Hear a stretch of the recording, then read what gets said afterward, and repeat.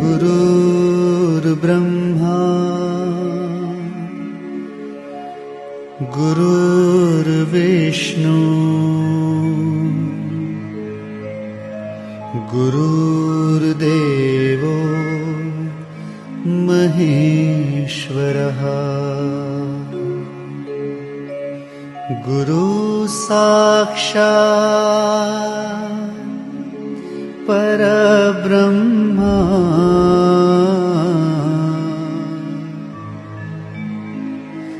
तस्मै श्री गुरुवे नमः।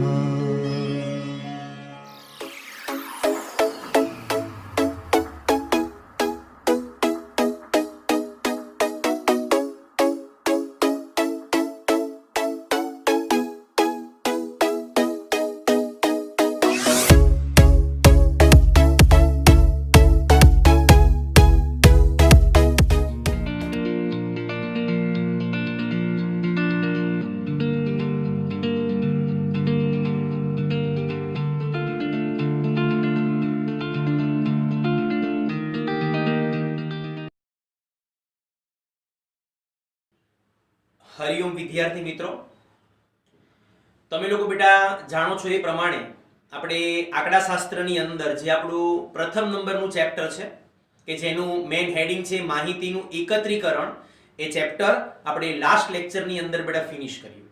રિવિઝન પણ તમે લોકોએ ઓલરેડી આ ચેપ્ટરનું પૂર્ણ કરી નાખ્યું છે.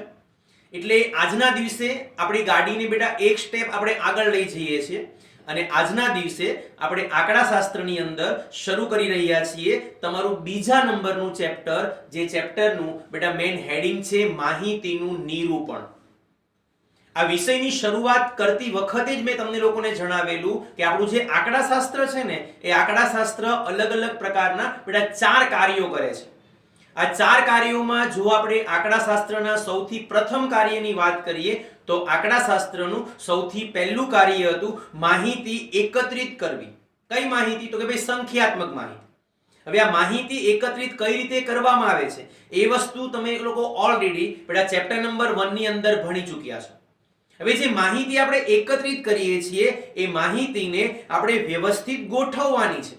તો આ માહિતીની વ્યવસ્થિત ગોઠવણી કઈ રીતે કરવી, આ માહિતીનું જે નિરૂપણ છે એ નિરૂપણ કઈ રીતે કરવું એની સમજ તમારે બેટા ચેપ્ટર નંબર 2 માંથી મેળવવાની છે. આ ચેપ્ટરની અંદર આપણે પ્રેક્ટિકલી દાખલાઓની પણ શરૂઆત કરવાના છીએ. પણ દાખલાઓ સમજવા માટે સૌથી પહેલા આ ચેપ્ટરની જે પ્રારંભિક થિયરી છે ને બેટા, એ થિયરી તમારા માઇન્ડમાં ક્લિયર થવી ખૂબ એટલે ખૂબ જરૂરી છે. જે કંઈ પણ વિદ્યાર્થીઓ પોતાના માઇન્ડની અંદર થિયરીના કન્સેપ્ટ ક્લિયર કરે છે ને, એ વિદ્યાર્થીઓને દાખલા ગણવામાં ક્યારેય તકલીફ પડતી નથી. તો તમારું સૌથી પહેલું કામ આ ચેપ્ટરના જેટલા પણ કન્સેપ્ટ છે એ કન્સેપ્ટને બેટા સૌથી પહેલા આપણે એક પછી એક ક્લિયર કરીએ. જે માહિતી એકત્રિત કરવામાં આવે છે એ માહિતીને હવે આપણે વ્યવસ્થિત ગોઠવવાની છે. તો ગોઠવણી કરતી વખતે સૌથી પહેલા આવી જે માહિતી છે ને, એ માહિતીને બેટા અલગ અલગ 2 ભાગની અંદર વહેંચવામાં આવે છે. સર કયા કયા 2 ભાગ? તો આ 2 ભાગમાં પહેલો જે ભાગ છે એ ભાગ છે આપણી પાસે બેટા અચલ, અને બીજા નંબરના ભાગમાં સમાવેશ કરીશું આપણે ચલ. હવે પ્રશ્ન એ થાય કે સર અચલ અને ચલ એ બંનેમાં ફરક શું છે? સામાન્ય ભાષામાં જોઈએ આપણે તો ભાઈ ચલની અંદર 2 અક્ષર છે અને અચલમાં કેટલા અક્ષર છે? 3 અક્ષર છે. ચલની અંદર અ નથી, અચલની અંદર અ છે. આવા તફાવતની આપણે વાત કરવાની નથી. પ્રેક્ટિકલી આંકડાશાસ્ત્રમાં ચલ અને અચલ આ બંને શબ્દનો જો બેટા આપણે અર્થ સમજીએ તો શબ્દ તમે ધ્યાનથી જુઓ, અચલ. અચલ મતલબ જે ચલે નહીં તેવું, જે માહિતીની અંદર કોઈ પ્રકારનો ફેરફાર થતો ન હોય બેટા, એવી જે માહિતી છે ને, એ માહિતીને આંકડાશાસ્ત્રની પરિભાષામાં કહેવામાં આવે છે અચલ. તમે ગમે એટલા પ્રયત્ન કરો, એની સંખ્યામાં તમે કદાપી કોઈ ફેરફાર કરી શકશો નહીં. જેમ કે આકાશમાં સૂર્યની સંખ્યા. આ સૂર્યની સંખ્યા ઓલવેઝ કેટલી રહેવાની છે? 1 રહેવાની છે. એની અંદર ક્યારેય આપણે ફેરફાર કરી શકતા નથી. તો આકાશમાં સૂર્યની સંખ્યા એ એક પ્રકારનું બેટા શું છે? અચલ છે, કે જેની કિંમતમાં, એની સંખ્યામાં તમે કોઈ પણ સંજોગોની અંદર ફેરફાર કરી શકતા નથી. સામેની બાજુ અ કાઢી નાખીએ તો કયો શબ્દ બેટા બાકી રહે? ચલ. તો પ્રશ્ન થાય કે સર ચલ એટલે શું? ચલ કોને કહેવાય? તો સામાન્ય ભાષામાં જોઈએ આપણે તો જે ચલતું હોય, ચલતું હોય મતલબ જેની કિંમતમાં ફેરફાર શક્ય હોય એવી જે બેટા માહિતી છે એ માહિતીને આંકડાશાસ્ત્રની પરિભાષામાં કહેવામાં આવે છે ચલ. એની કિંમત વધી પણ શકે છે, એની કિંમત ઘટી પણ શકે છે, એની કિંમત સ્થિર પણ રહે છે. મતલબ જેની કિંમતમાં વધઘટ થતી હોય એવી જે સંખ્યા છે એ સંખ્યાને બેટા આંકડાશાસ્ત્રની પરિભાષામાં કહેવામાં આવે છે ચલ. જેમ કે આપણા સુરત શહેરનું તાપમાન એ કદાપી સ્થિર રહેતું નથી, એની અંદર હંમેશા આપણને ફેરફાર બેટા જોવા મળે છે. તો સુરત શહેરનું તાપમાન એક પ્રકારનું શું છે? ચલ છે. વિવિધ વિસ્તારમાં વરસાદનું પ્રમાણ એ પણ એક પ્રકારનું શું છે બેટા? ચલ છે. અલગ અલગ વિષયની પરીક્ષામાં તમને લોકોને મળતા ગુણ એ પણ શું છે બેટા? ચલ છે. પરીક્ષાની તમારી ટકાવારી એ પણ શું છે? ચલ છે. તો આવા અસંખ્ય ઉદાહરણો કે જેનો સમાવેશ તમે લોકો ચલની અંદર કરી શકો. તો સૌથી પહેલા આપણે એ સમજીએ કે આ અચલ અને ચલ એ બંનેની સ્પેસિફિક વ્યાખ્યા શું આવશે. તો સૌથી પહેલા આપણે જોઈએ છીએ અચલ, કે ભાઈ અચલ એટલે શું? તો જેની કિંમતમાં ફેરફાર થતો ન હોય એવી જે માહિતી છે એ માહિતીને બેટા આંકડાશાસ્ત્રની પરિભાષામાં શું કહેવાય? અચલ કહેવાય. તો સર ચલ એટલે શું? તો જુઓ બાજુમાં અહીંયા, જેની કિંમતમાં ફેરફાર થતો હોય, મતલબ સમય પ્રમાણે જેની કિંમત બદલાતી હોય એવી જે માહિતી છે એ માહિતીને બેટા આંકડાશાસ્ત્રની પરિભાષામાં શું કહેવામાં આવે છે? ચલ કહેવામાં આવે છે. તો સૌથી પહેલા જે કે પણ માહિતી આપણે એકત્રિત કરીએ છીએ એ માહિતીને આવા અલગ અલગ બે ભાગની અંદર વહેંચવામાં આવે છે, અચલ અને ચલ. હવે અચલની કિંમત બદલાતી જ નથી તો તેનો આપણા આંકડાશાસ્ત્રમાં અભ્યાસ કરવાનો કોઈ મતલબ નથી. એટલે આવી જે માહિતી છે ને બેટા એ માહિતીને સાઈડ પર મૂકી દેવામાં આવે છે, એને ફેંકી દેવામાં આવે છે.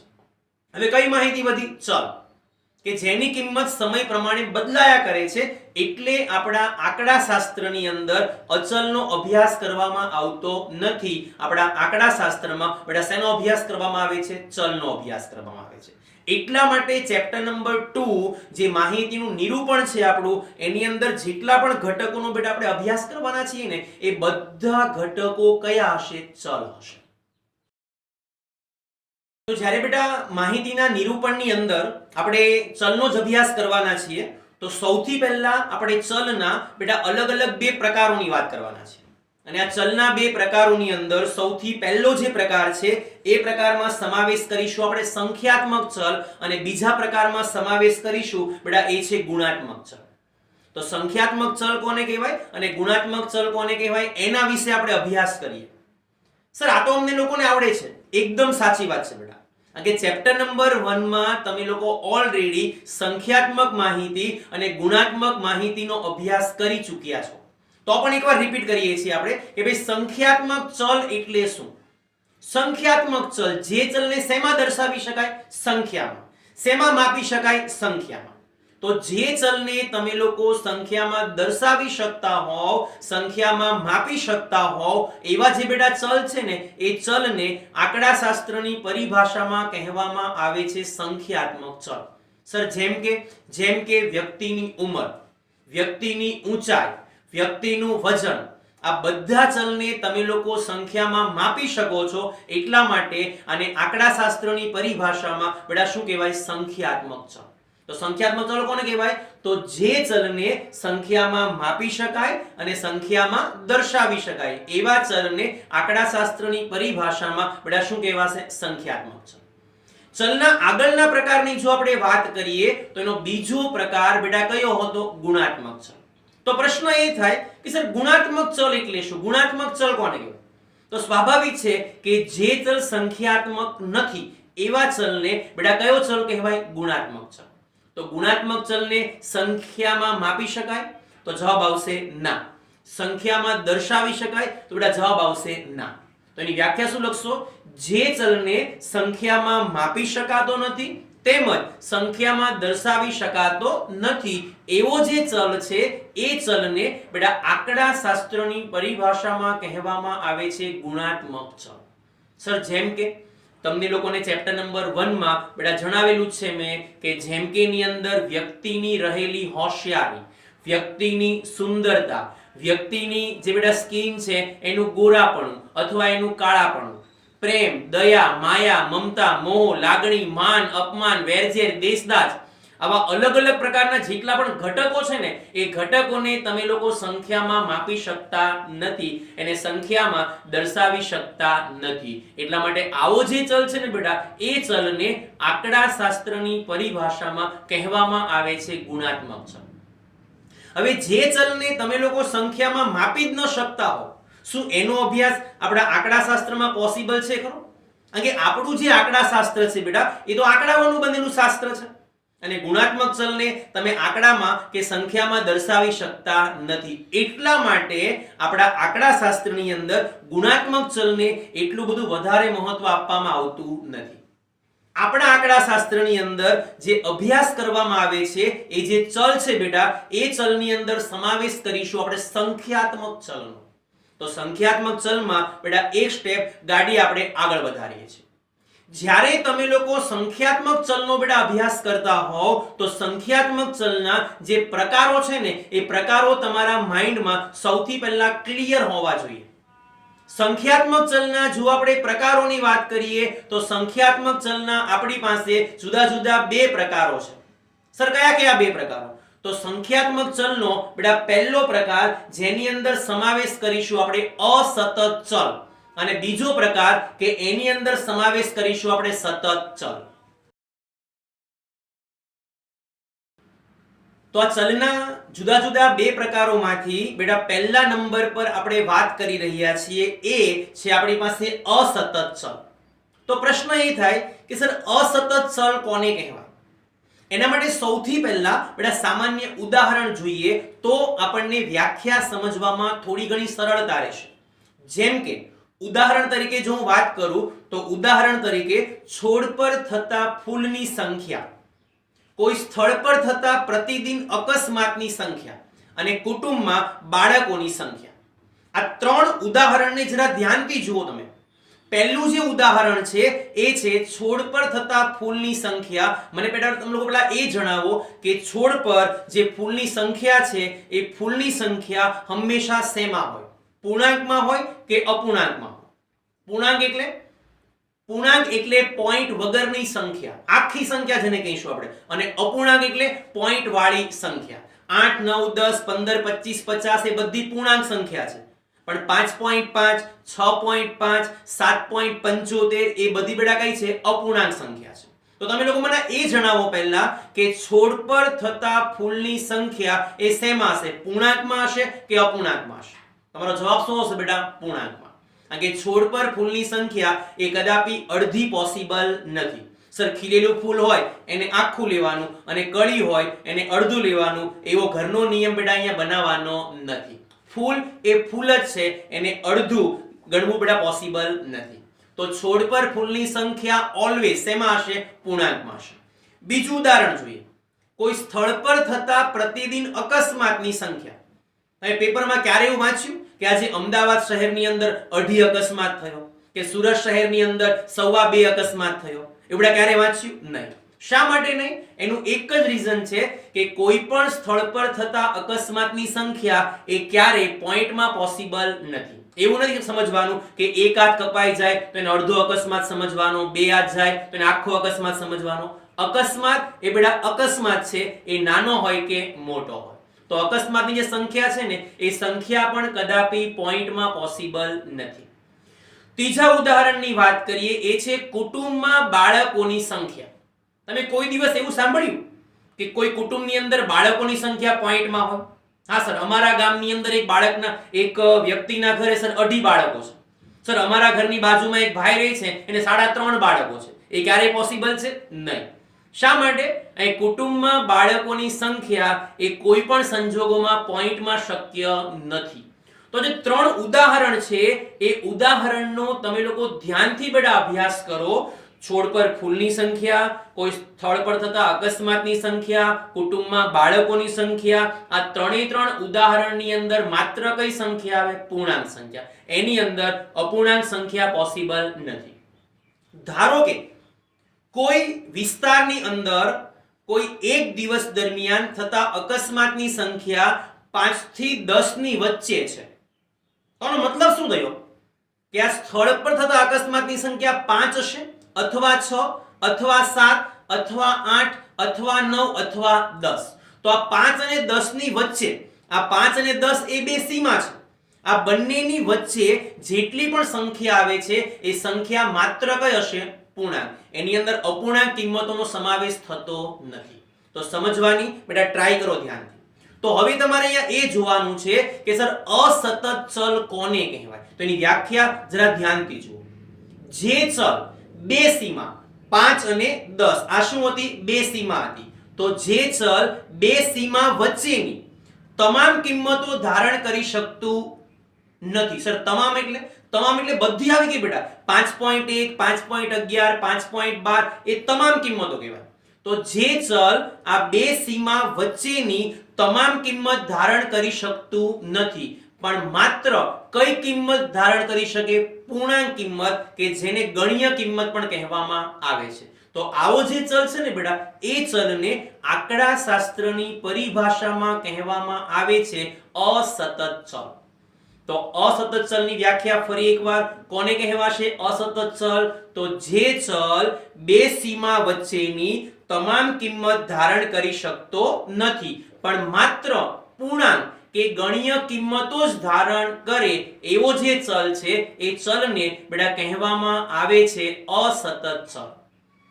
તમારા પર્ટિક્યુલર કોઈ એક વિષયમાં તમને લોકોને મળતા ગુણ એ કયો ચલ છે બેટા? અસતત ચલ. ગણિતની અંદર તમારા જે માર્ક્સ છે ને એ માર્ક્સ રિઝલ્ટની અંદર તમને ક્યારેય પોઈન્ટમાં દેખાશે નહીં. ટકાવારી પોઈન્ટમાં હોઈ શકે, પણ તમારા જે બેટા માર્ક્સ છે ને પર્ટિક્યુલર એક વિષયના એ ક્યારેય પોઈન્ટમાં પોસિબલ નથી. તો કોઈ એક વિષયના તમારા માર્ક્સ એ તમારો કયો ચલ છે બેટા? અસતત ચલ. સંખ્યાત્મક ચલના જો બેટા આપણે બીજા પ્રકારની વાત કરીએ તો સંખ્યાત્મક ચલનો બીજો પ્રકાર જેને કહીશું આપણે સતત ચલ. સતત ચલ શું છે એ સમજવા માટે બેટા અગાઉની જેમ સૌથી પહેલા આપણે ઉદાહરણ લઈએ. વ્યક્તિનું વજન, વ્યક્તિની ઊંચાઈ, વ્યક્તિની ઉંમર અને આપણા શહેરનું તાપમાન, આ જેટલા પણ ચલ છે ને એ બધા ચલને આંકડાશાસ્ત્રની પરિભાષામાં કહેવામાં આવે છે સતત ચલ. હવે પ્રશ્ન એ છે કે સર આ બધા ચલને સતત ચલ કહેવાય શા માટે? પહેલું ઉદાહરણ મેં તમને લોકોને બેટા આપ્યું છે વ્યક્તિની ઊંચાઈ. તો વ્યક્તિની જે ઊંચાઈ છે એને સતત ચલ શા માટે કહેવાય? તમે કોઈ પણ વ્યક્તિની બેટા ઊંચાઈ જરા ધ્યાનથી જુઓ ને તો વ્યક્તિની ઊંચાઈ એક એવા પ્રકારનું ચલ છે કે જેની કિંમત પૂર્ણાંક પણ હોઈ શકે અને અપૂર્ણાંક પણ હોઈ શકે. કોઈ વ્યક્તિની ઊંચાઈ એક્ઝેક્ટ 5 ફૂટ હોય તો એ કઈ સંખ્યા થઈ? પૂર્ણાંક થઈ. કોઈ વ્યક્તિની ઊંચાઈ એક્ઝેક્ટ 5.2 હોય તો 5.2 એ કયો ચલ થઈ ગયો? અપૂર્ણાંક થઈ ગયો બેટા. તો અહીંયા કિંમત પૂર્ણાંકમાં પણ હોઈ શકે અને અપૂર્ણાંકમાં પણ હોઈ શકે. વ્યક્તિનું વજન, કોઈ વ્યક્તિનું વજન એક્ઝેક્ટ 60 કિલો હોય તો 60 એ કઈ સંખ્યા છે? પૂર્ણાંક સંખ્યા છે. બીજી વ્યક્તિનું વજન 60.5 હોય તો 60.5 એ કઈ સંખ્યા છે? અપૂર્ણાંક સંખ્યા છે. વ્યક્તિની ઉંમર, જે દિવસે તમારી બર્થડે હોય એ બર્થડે ના દિવસે, તમારા જન્મદિવસના દિવસે તમારી ઉંમર બેટા પૂર્ણાંકમાં હશે, પણ બીજા દિવસથી તમારી ઉંમર બેટા શેમાં થઈ જશે? અપૂર્ણાંકમાં થઈ જશે. સુરત શહેરનું તાપમાન ક્યારેક એક્ઝેક્ટ આપણને જોવા મળે 32 સેલ્સિયસ, ક્યારેક બેટા એની અંદર વધારો થાય, ઘટાડો થાય, મતલબ પોઈન્ટની અંદર જોવા મળે. તો કહેવાનો મતલબ એ છે કે એવો ચલ, કેવો ચલ? એવો. સર એવો એટલે કેવો? તો એવો ચલ કે જેની કિંમત પૂર્ણાંક પણ હોઈ શકે અને અપૂર્ણાંક પણ હોઈ શકે, ગણ્ય પણ હોઈ શકે અને અગણ્ય પણ હોઈ શકે. આવા ચલને આંકડાશાસ્ત્રની પરિભાષામાં કહેવામાં આવે છે સતત ચલ. તો સતત ચલ કોને કહેવાય? એની વ્યાખ્યા ધ્યાનથી જુઓ. જે ચલ બે સીમા વચ્ચેની તમામ કિંમતો ધારણ કરે, એટલે કે ગણ્ય અને અગણ્ય, પૂર્ણાંક અને અપૂર્ણાંક તમામ કિંમતો ધારણ કરી શકતો હોય આવા ચલને બેટા આંકડા શાસ્ત્રની પરિભાષામાં કહેવામાં આવે છે સતત ચલ. તો આજના દિવસે જે વસ્તુની બેટા આપણે ચર્ચા કરી એ જરા ધ્યાનથી સમજજો. સૌથી પહેલા ભણીએ આપણે ચલ અને અચલ, જેમાં અચલની મગજમારી આપણે આ ચેપ્ટરમાં કરવાની નથી. ચલની અંદર કેટલા પ્રકારો ભણીએ આપણે? બે, સંખ્યાત્મક ચલ અને ગુણાત્મક ચલ. એમાં ગુણાત્મક ચલની મગજમારી આપણે આપણા વિષયની અંદર વધારે પડતી કરવાની નથી.